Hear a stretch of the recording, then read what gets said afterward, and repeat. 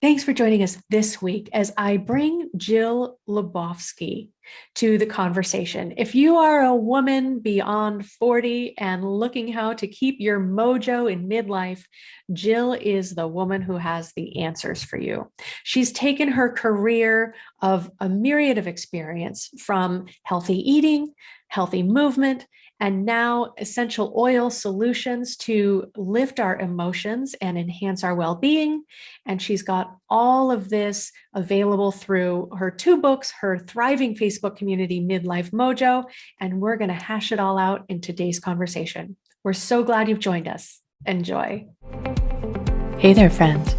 Are you looking for tools to resolve stress, reliable information to support your whole health, tips to help you motivate yourself and identify when motivation is fading before it happens, implementation, accountability, and someone to remind you to celebrate even the small successes?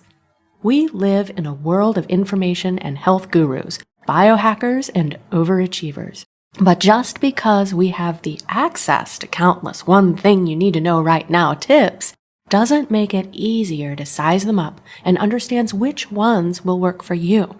What if there was one place where you could find tools you can use and accountability in a community that cheers you on, where information about health trends and lifestyle is reliable and straightforward, where you don't need to invest hours of your time, just 15 minutes a week. More if you want to take advantage of recorded meditations to keep you centered and create the space to really integrate your mindset and lifestyle upgrades. Are you ready to see what change you can create in your energy level and improve your mood? Ready to discover that stress isn't your enemy and could even become your secret weapon to leverage your success? The Velocity membership is designed to give you the support you are looking for, along with community and tools you can use today to restore your vitality and resilient health. I'm Susie, host of the Happify podcast, a stress resolution coach, and your new cheerleader. I know that you have what it takes to up-level your health habits and restore your resilience. You just might need a boost to start building momentum. I've designed a membership where you can choose the level of support you'd like to get every month, whether it's tuning in to connect with like-minded change makers or getting personalized support with one-on-one coaching to help you chart your path to success. Check out the link for the Velocity membership at happifiedlife.com. Special pre-launch pricing is now available for premium support, but you can jump in for free if you just want to test the waters. I look forward to seeing you inside.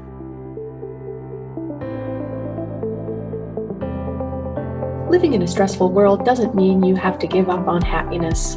Instead, you can shift your perspective of stress and discover how to live your life in flow. Welcome to Happified. I'm your host, Susie Vine. Join me for inspiration and interviews with folks who are shining their light in the world in the areas of positive mindset, health, and wellness. I'm so happy to have you here.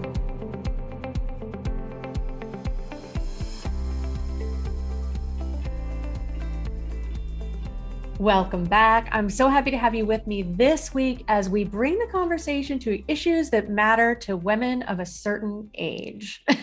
Now that I'm in this space, I'm so happy to be aligned with powerful coaches and women mentors like Jill Lebofsky.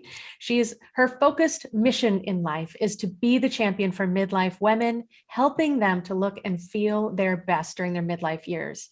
As the Midlife Mojo Master Coach, Jill has helped over thousands of women, over 40, gain control of their physical, emotional, sexual, hormonal, and spiritual well-being.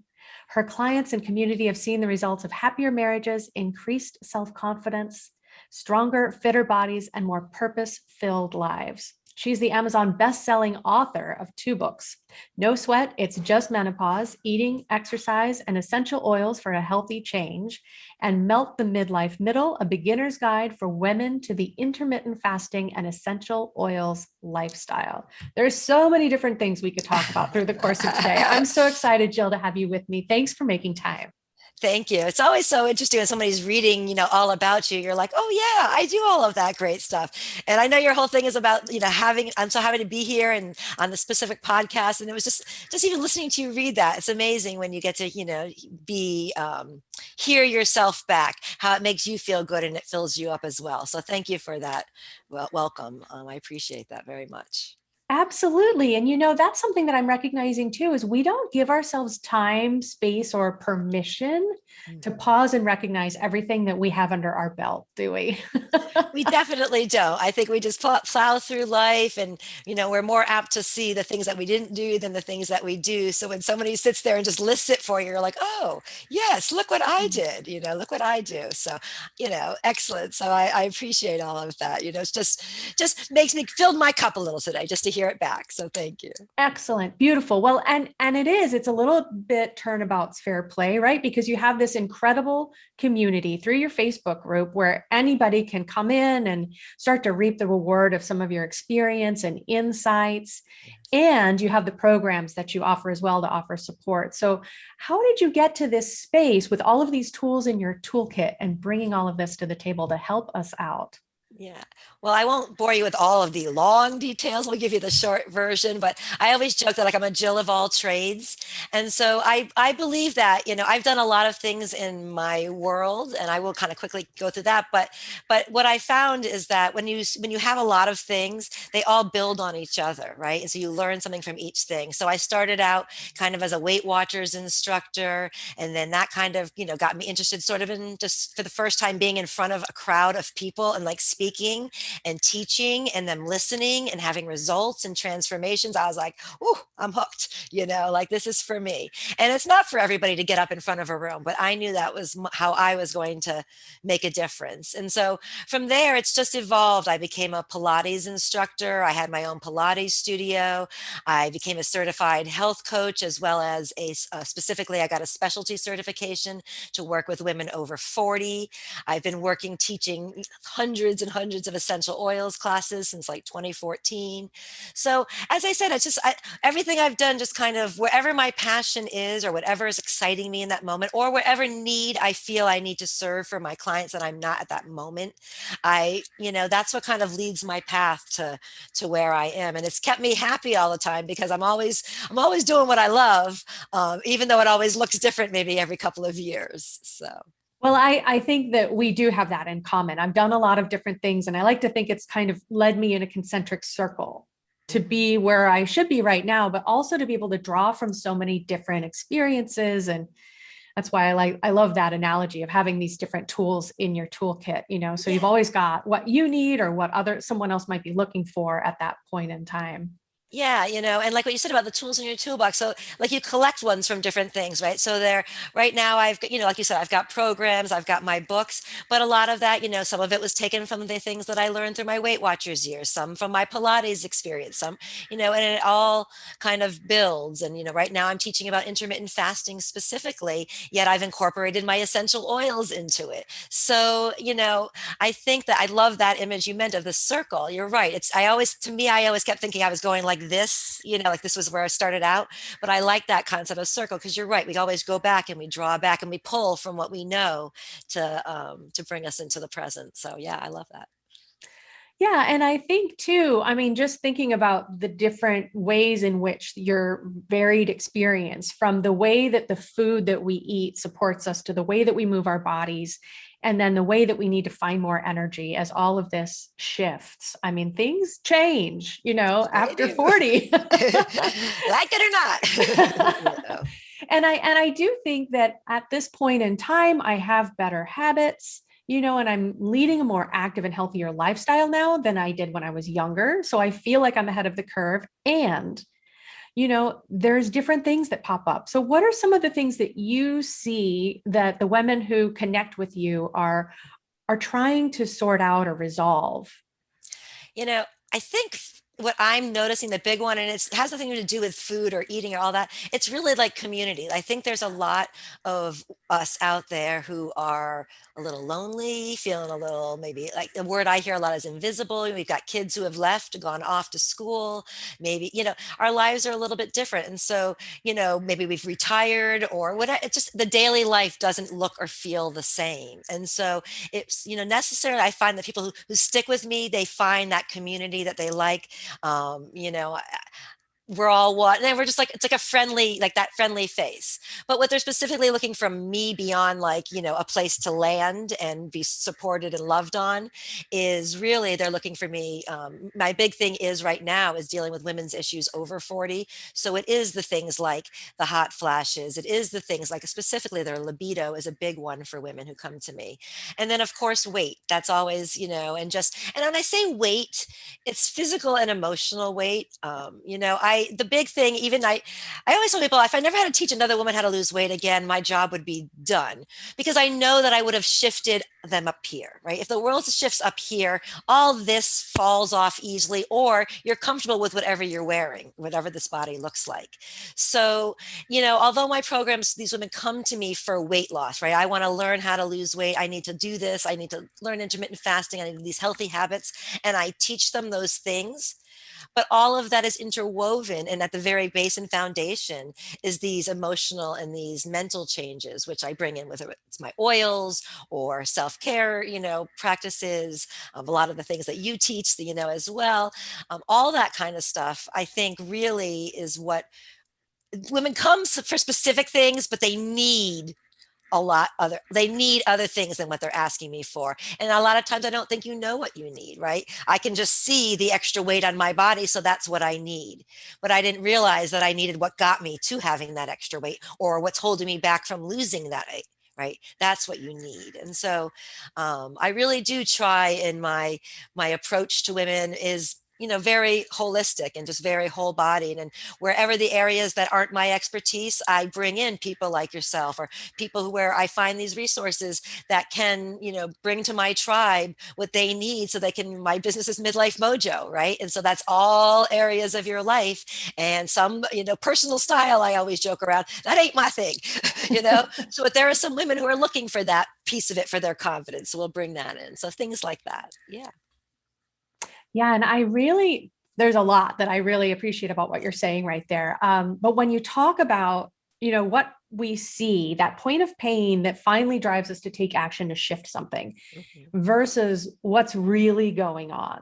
And I used to work with people, helping them declutter and downsize. And I've collaborated with another person who really specializes just in that area. And her whole approach is helping people recognize that when they make space inside, when they clear the mental clutter, they drop some of that emotional baggage and work through trauma, their outer space resolves itself. That clutter situation takes care of itself. And so that emotional weight that we carry around inside, that manifests then as, be that whatever, the relationship that we have with food, or simply being able to, move easily or be happy with our bodies.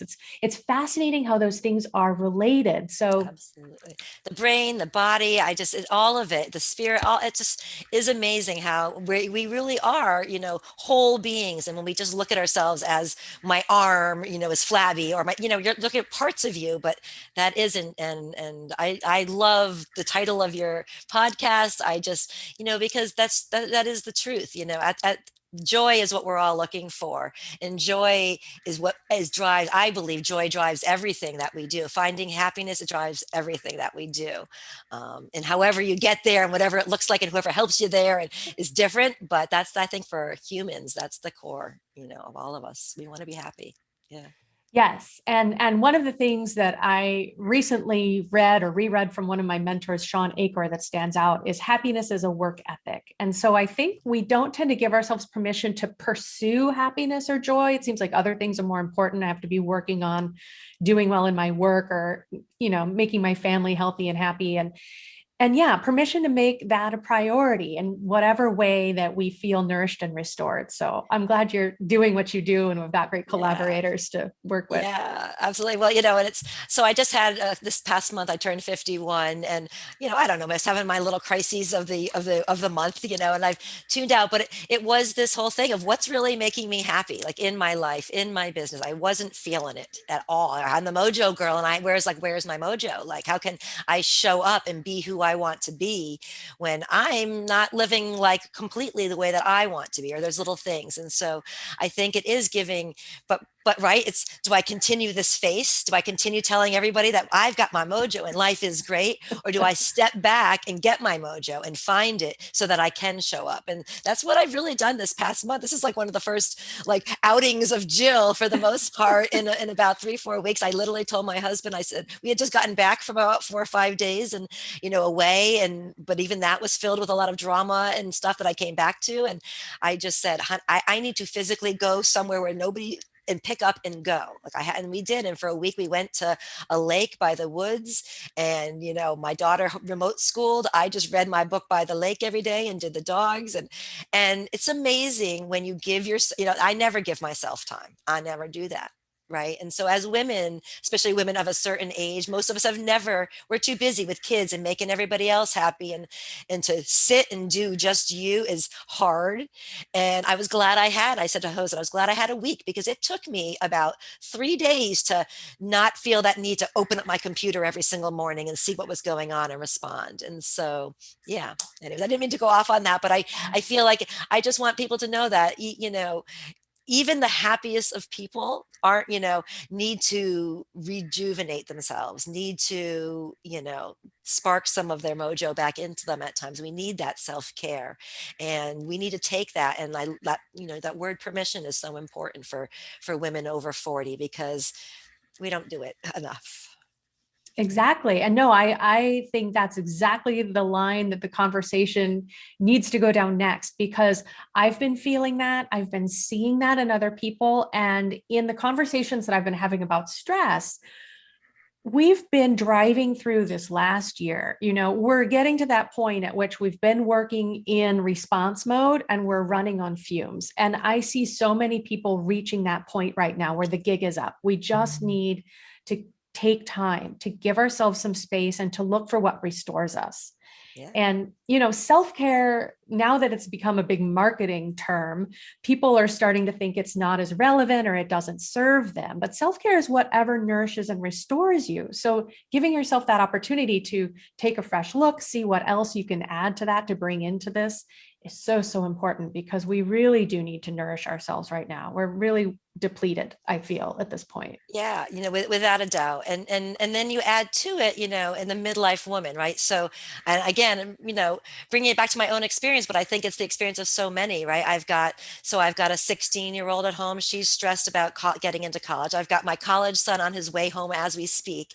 And at the same time, I've got both of my parents, both one calling me, can you help me with my insurance? The other one calling, I don't know how to send a fax, like we're literally the sandwiched generation, right? Mm-hmm. The women of right now, of the generation X, right, us right now, we have older parents that need us, that we're taking care of, and we've still got families at home. Some of us have careers that we're literally getting up every morning and going. I mean, I always feel, thank the Lord that I work from home and I have the flexibility. I do not. Kudos to all those women who get up and they're at a job from 8 to 5 every day and do all the things I do on top of it. I don't know how you do it, Wonder Woman, but you do. So even, so I think that, that finding, and again, I agree with you about that self-care. I think that people, diminish what that really means, right? But self-care, like if you aren't healthy physically, you cannot be there for other people. If I do not take care of myself, then I cannot, jump from here and do all the things I want to do for my mom, my dad, my kids, my husband, my mother. I can't do, my friends, can't be all of that if you're not starting with the source, So. Yes, exactly. Just like you've probably heard too many times, we're going to say it one more time. You have to put your oxygen mask on first before you can help anyone else. It is. It is the truth, and that should be oxygen you want, right? Right. That should be like things that you're that oxygen should be things that literally, like I said, fill you up, that you do, because yeah, and I think women of this age, we've got the hormonal stuff going on that's messing with our minds as well. All right. There's some memory stuff that's going on, focus stuff, mood stuff, big time going on. And so sometimes if we start to believe all of the baloney that our brain has been telling us and not recognize that it's actually some physical stuff going on in there that's making us think those thoughts or have those feelings, and not necessarily the reality of what's in front of us. Um, that can, I think, play with on this age group of women as well, in terms of their happiness, and not recognizing that maybe if they found a way to balance their hormones, that all of those other things would go away. There's a lot of studies on this, but women of our age, we go to the doctor, and a lot of times we go there, we're anxious in this age group, we're depressed, we're feeling lonely, all of these things, and so they prescribe us medicine right away, on antidepressants, on anti-anxieties medicines, and things like that, and never get to really what the problem is. And maybe number one, it was hormonal, or maybe there were some other things. But the problem with all those medications is that a lot of them lead to weight gain, a lot of them lead to low libido, a lot of them lead to the problems that are already there, right? And so now, where's that happy balance? And so that's where I try to help with women, is figure out, let's, if we can get our hormonal balance there, we can get our eating under control, we can do all of those things. Let's just see what happens to the rest of us if we can get our the core of our body working, functioning at its optimal. Like you said, everything else should resolve itself. Yes. And I'm so glad you brought that up, because, we tend to think, stress makes us feel certain ways. We're more irritable. It starts to show up in our relationships with the ones that are closest to us, unfortunately.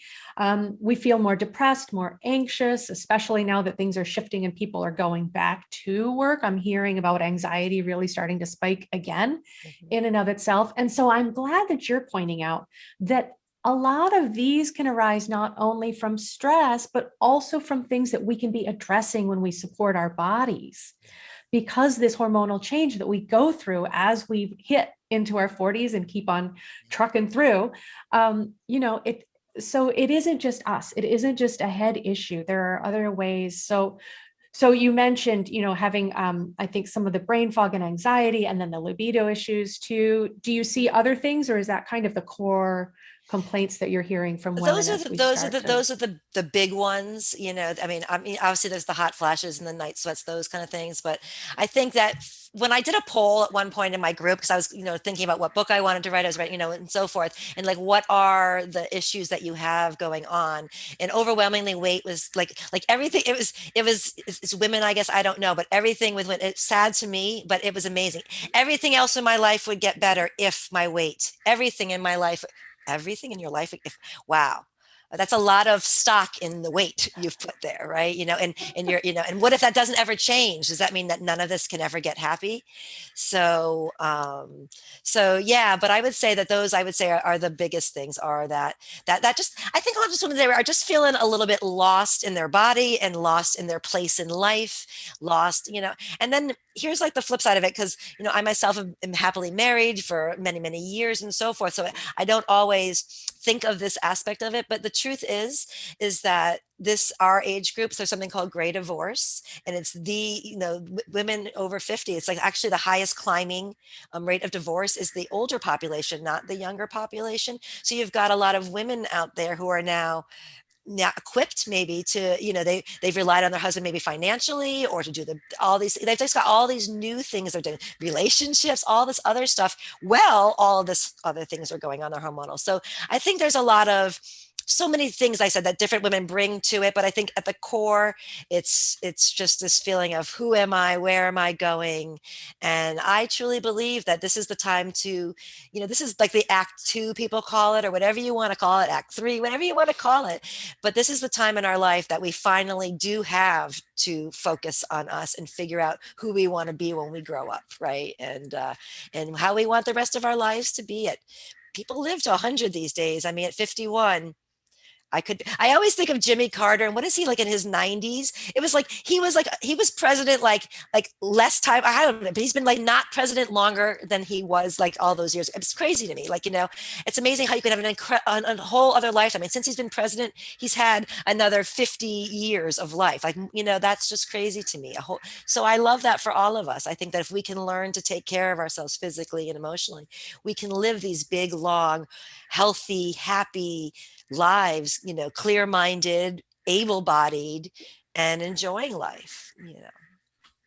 Yes, I love that too. I think that, there tends to be this stigma or dread about thinking about what is that going to look like when I'm older? I mean, I was working with clients in their 80s and 90s, and a lot of people don't like to think about aging.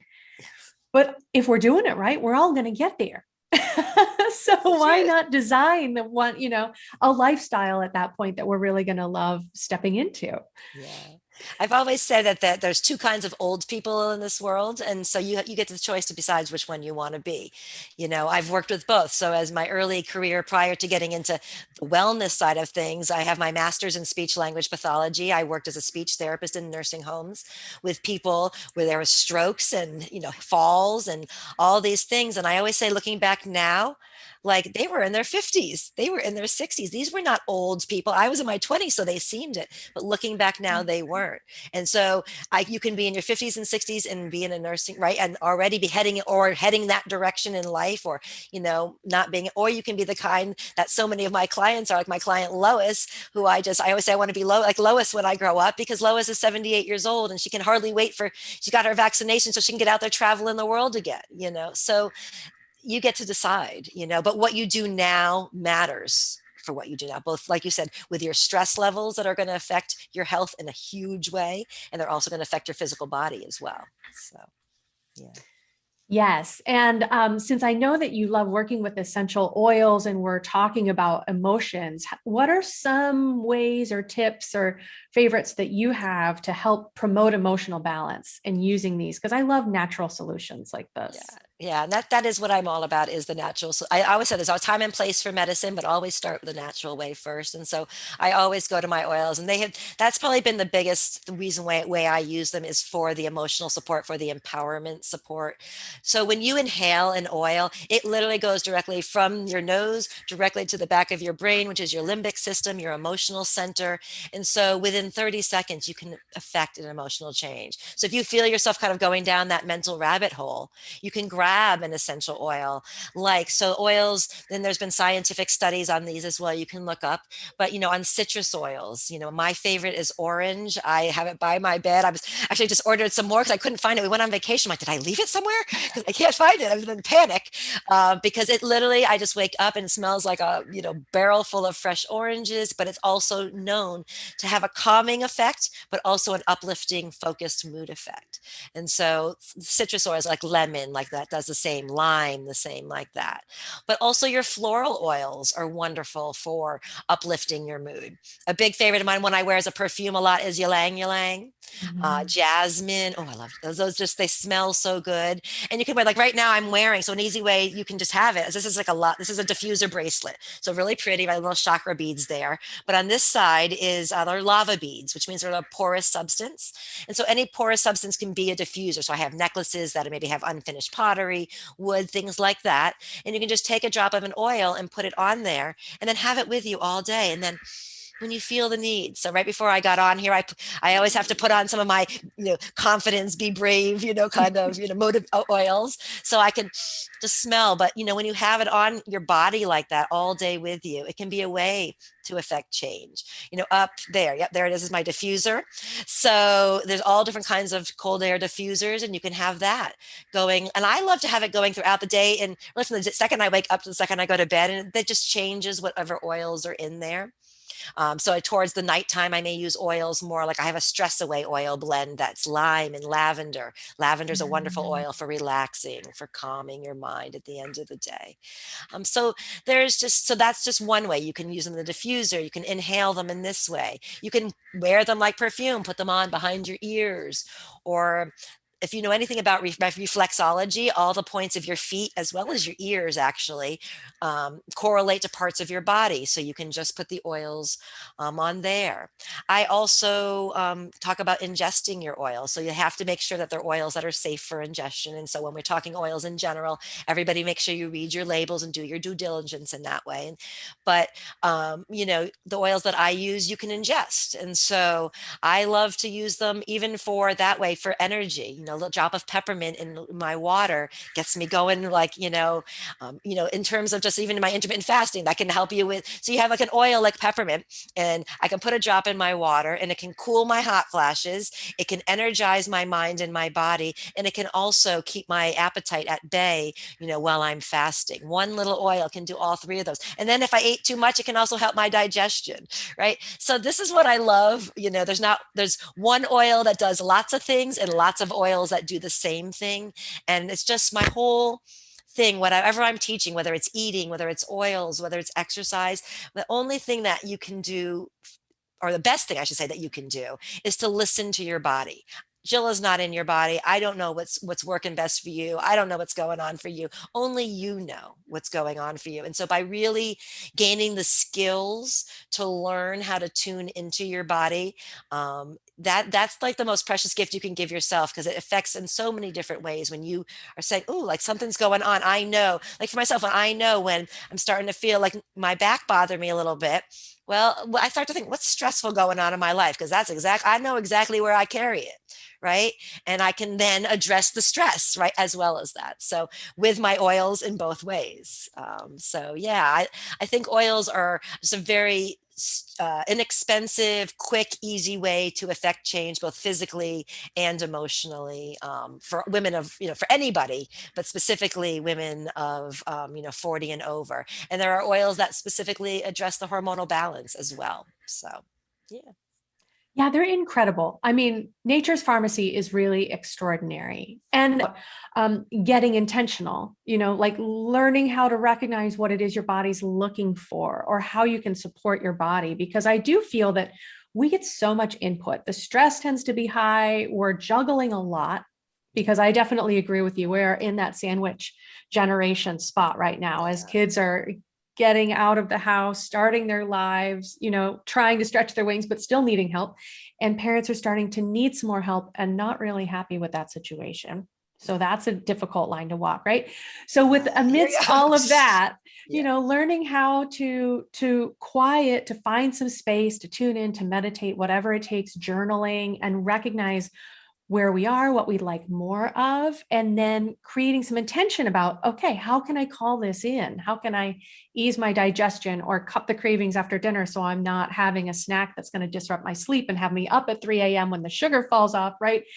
It's all connected. Absolutely. Absolutely. Without a doubt. Without a doubt.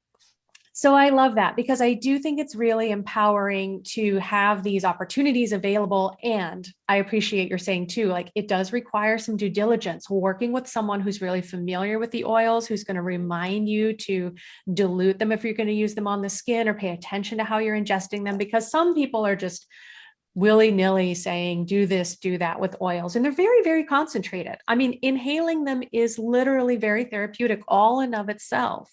Yes. So if you're going to use it topically or to ingest them, yes, pay attention to some safety guidelines. Exactly. Well, and I'll just give one like more comment on that note. So the biggest thing to pay attention to is, especially for women over 40, right? We've got all this hormonal balance going on. Well, the toxins in our environment, in our products that we use, add to that hormonal imbalance. So whatever we can do to get the toxins out of our lives, can help us in that way. But if we're using essential oils that have been adulterated with things because we bought them over at Marshall's or Walmart or things, so we can get them for $4, like things like that. When we don't know the source of where that, essential oil comes from, you don't know what's been done to it. So we have good intentions. If somebody is going to Walmart or Marshalls and they're picking up essential oils off it, I give them kudos, right? They're thinking, I want something more natural, but they don't have the education behind it to realize that that's not the oil they want, because what's been done to that is no better than,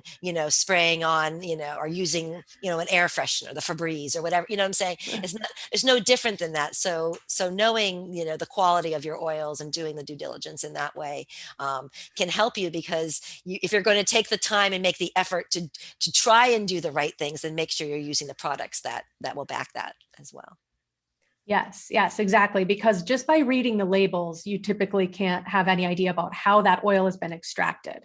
Ideally, it's steam distilled or, through other clean methods. But exactly, if it's a cheap essential oil, when you consider how much product goes into creating an oil, you have to be suspicious. So if you're using them right, they last a long time. So Well, it shouldn't be people think about it nonchalant. with food, right? People think about, oh, I want to eat organic. I got to eat organic. I want, da, da, da. Well, this is something, oils interact with your body the same way as food there. It's like you said, nature's pharmacy, right? It's the same thing. So for those of you who are already, that was my big thing. I have said I was eating healthy, I was exercising. And when I discovered essential oils, they were like my missing link, that was the part that I hadn't been thinking about what I was putting on and in my body. So here I was doing all these good things for me, but then at the same time, I was waking up and dousing myself throughout the day with something that was counteracting what I was doing.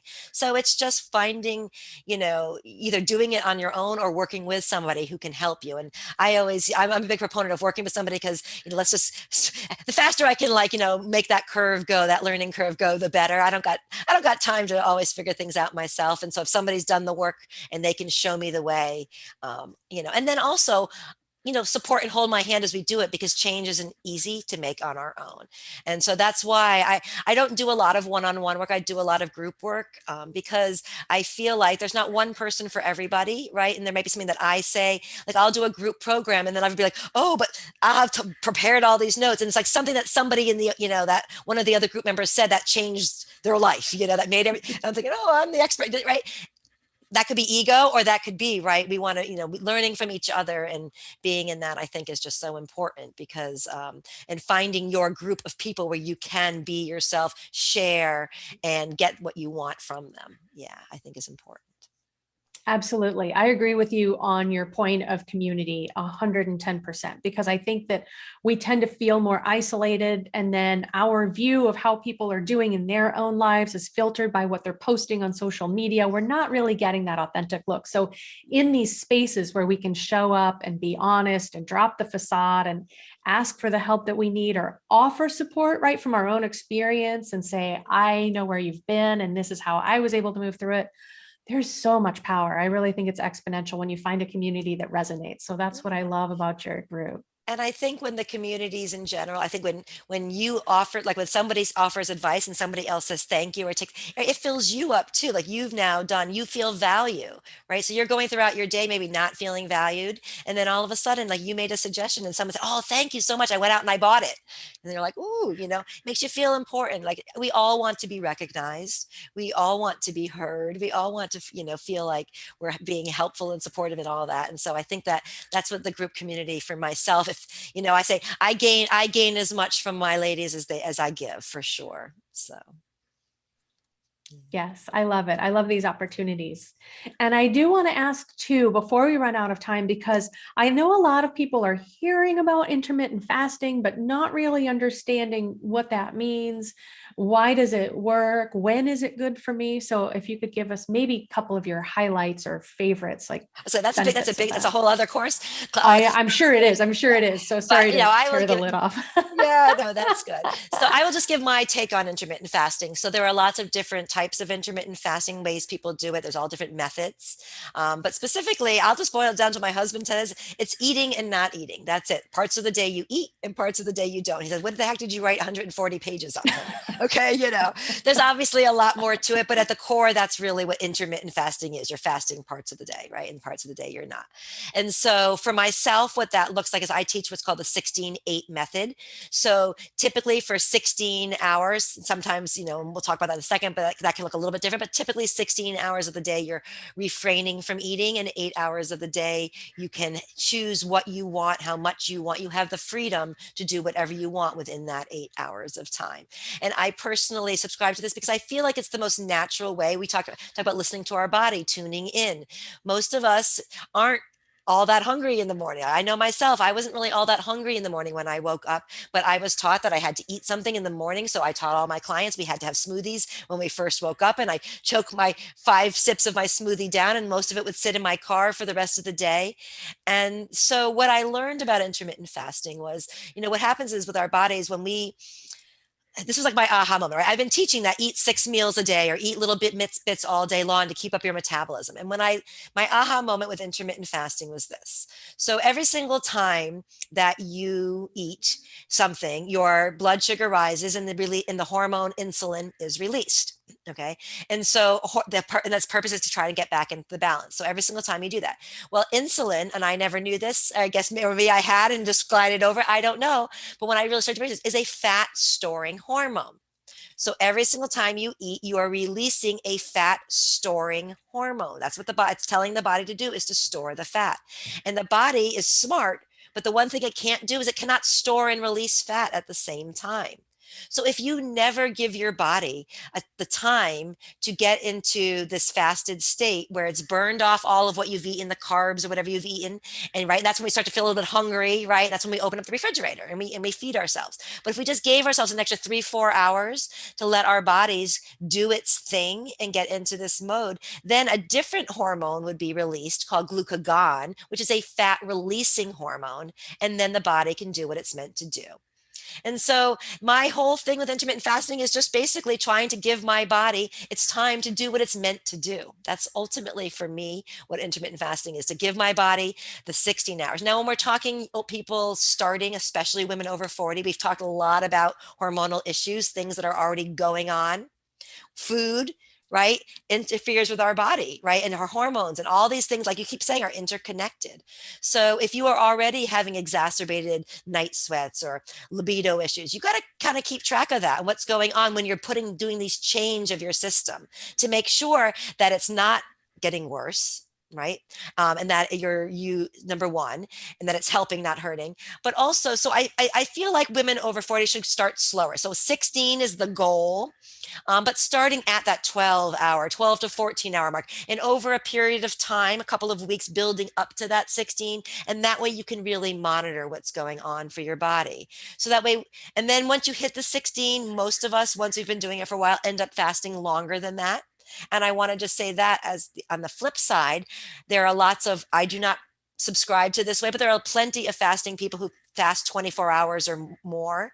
I'm a big believer in doing like, I got to live my life. I like food. I want to live with my family. I'm not interested in fasting 24 hours, but are there days where I've gone 20, 22 and I didn't even know it because my body is just, I'm not hungry. My body is literally feeding itself. It's feeding that stored fat. So, I just wanted people to know. So you can go over the 16, but I think that people starting, especially women over 40, should start a little bit slower and build up, and just in that way. Or if you're having any other kind of issues, like adrenal issues, thyroid issues, things like that.